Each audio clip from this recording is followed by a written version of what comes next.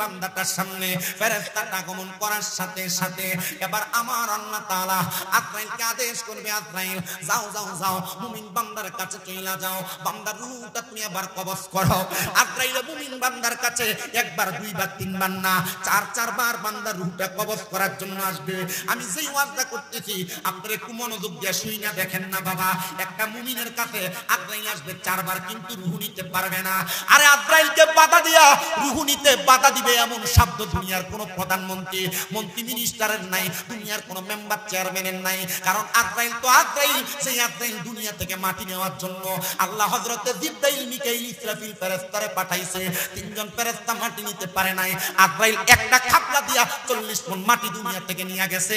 এই আজরাইলের এত ক্ষমতা, আল্লাহ তাআলা আজরাইলের নামটা তখন রাখছে মালাকুল মউত, মানে হলো মৃত্যুর ফেরেশতা।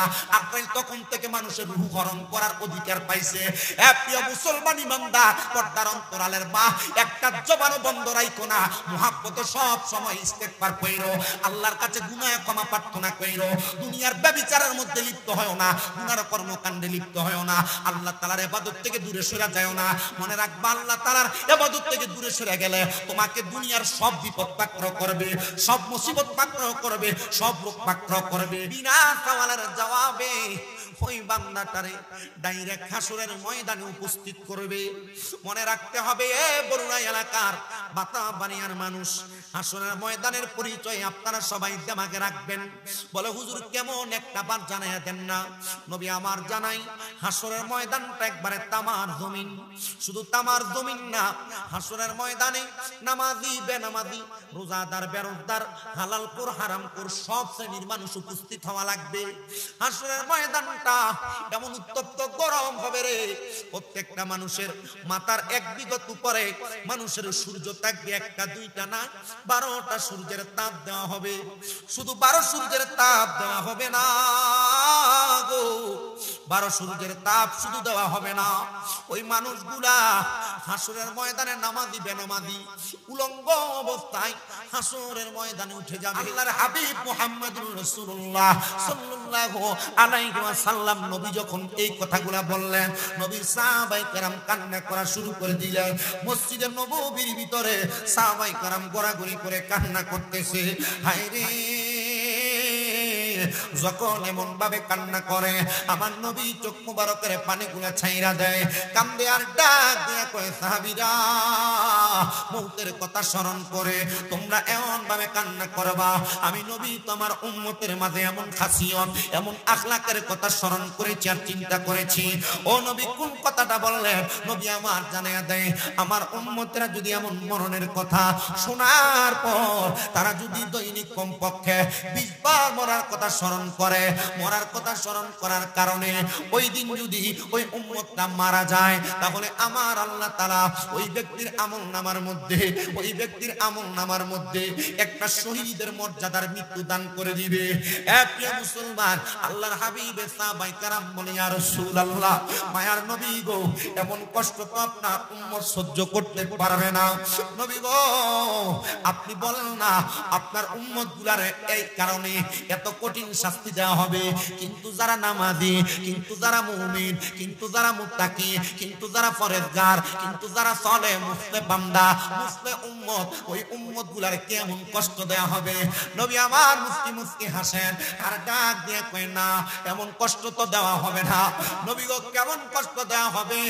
আমার নবী কয়, মুমিন তো মরণের কষ্ট টের পাবে না। ইয়া রাসূলুল্লাহ, তাইলে মুমিনের বড় দাম, মুমিনের বড় সম্মান, মুমিনের বড় ইজ্জত, মুমিনের বড় মর্যাদা, হা হা হা, মুমিনের বড় সম্মান আর মর্যাদা, ইজ্জত আছে।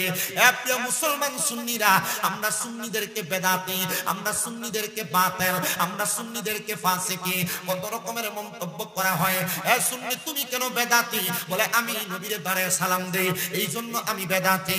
আমি নবীরে নূর মানি, এই জন্য আমি বেদাতি। আমি নবীর উপরে হাজরে নাজরে আকীদা রাখি, এই জন্য আমি বেদাতি। আমি নবীকে গায়েবের খবর দেনেওয়ালা বলি, এই জন্য আমি আমি বেদাতি, আমি মরার পরে আমরা জানাজার পরে দোয়া করি, এই জন্য আমরা বেদাতি। আমরা 4 দিনের অনুষ্ঠান করি, এই জন্য আমরা বেদাতি।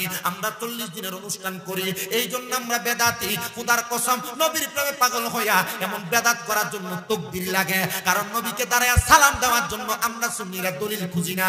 আমরা বিশ্বাস করি নবীরে যদি মুহাব্বতে দাঁড়ায়া সালাম দেয় আমাদের ঈমান পরিপূর্ণ থাকবে। নবীর সম্মান ইজ্জত আজমত গাই আমাদের ঈমান পরিপূর্ণ থাকবে। আমাদেরকে কেউ ভণ্ড বেদাতি বলবে এটা আমরা পরোয়া করি না। আমরা একটা বিশ্বাস রাখি, আমরা যদি নবীর শান ও আজমতের উপর অটল থাইকা আমরা ইন্তেকাল করি, আমাদের মরার পরে রাহমাতুল লিল আলামিন নবী আমাদেরকে তরায়া জাহান্নামী থেকে জান্নাতি বানানোর ক্ষমতা নবীর আছে না নাই? আর জোরে জোরে বলেন না, আছে না নাই? একটা জবানও বন্ধ রাখবেন না।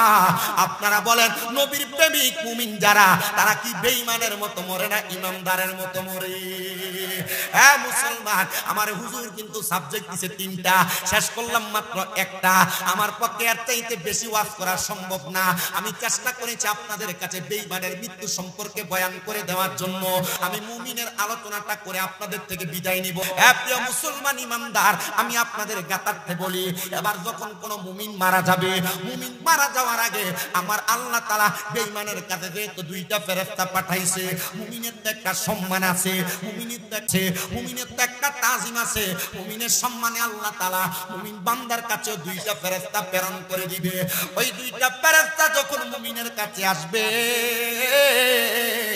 মুমিনের কাছে আসার সাথে সাথে ওই 2জন ফেরেশতা একজন মুমিনের মাথার কাছে বসবে, আরেকজন মুমিনের নাকের আগার কাছে বসবে। বৈশা বৈশা বান্দার মৃত্যুর পহর গণবে। আর মুমিন বান্দা মরার কথা তো স্মরণ করে, মুমিন বান্দা সর্বদা মরার জন্য প্রস্তুত থাকে। হায়রে আমার বাতাবাড়ি এলাকার মানুষ, হায়রে আমার এই বরুণা এলাকার মানুষ, হায়রে আমার পর্দার অন্তরালের মা ও আম্মুজিরা, তোমরা মুমিন হইতে পারছো কিনা চিন্তা করে দেখো। 5 ওয়াক্ত নামাজটা ঠিকমতো পড়ো কিনা চিন্তা করে দেখো। তাহাজ্জুদের নামাজটা ঠিকমতো পড়ো কিনা চিন্তা করে দেখো।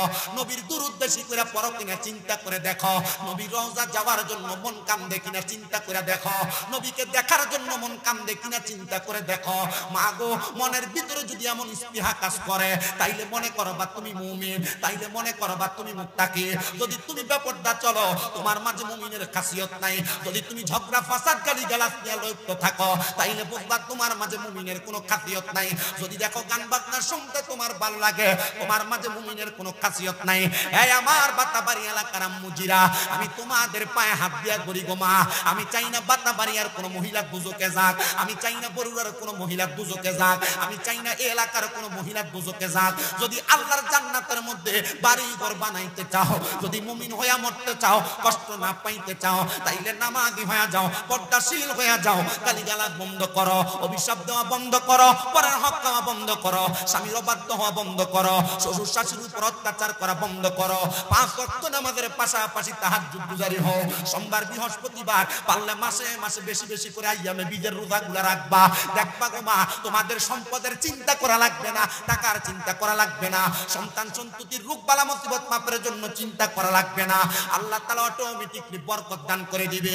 আপনারা বলেন যতগুলা বরকতের কথা বললাম, আমার আল্লাহ চাইলে বান্দারের সবগুলা বরকতের অধিকারী বানানোর ক্ষমতা আমার আল্লাহর আছে না নাই? হে মুসলমান ইমানদার, আমি ইমানদারের মৌতের কথা বর্ণনা করতে লাগছিলাম। একটা মুমিন বান্দা ইন্তেকাল করার আগে ফেরেশতা আসে কয়জন? জোরে কয় না কয়জন? ওই বান্দাটার সামনে যখন ফেরেশতা আগমন করবে, হায়রে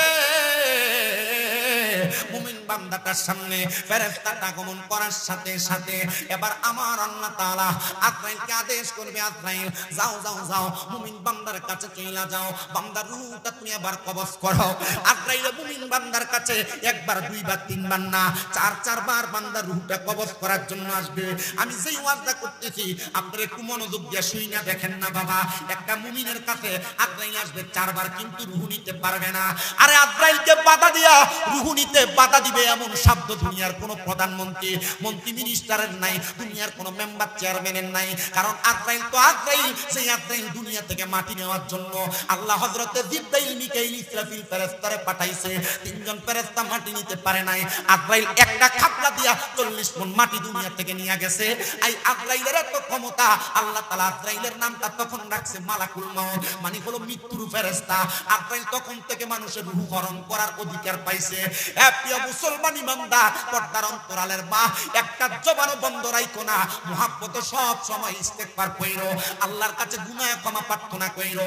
দুনিয়ার ব্যভিচারের মধ্যে লিপ্ত হয়ো না, গুনার কর্মকাণ্ডে লিপ্ত হয়ো না, আল্লাহ তাআলার ইবাদত থেকে দূরে সরে যায়ও না।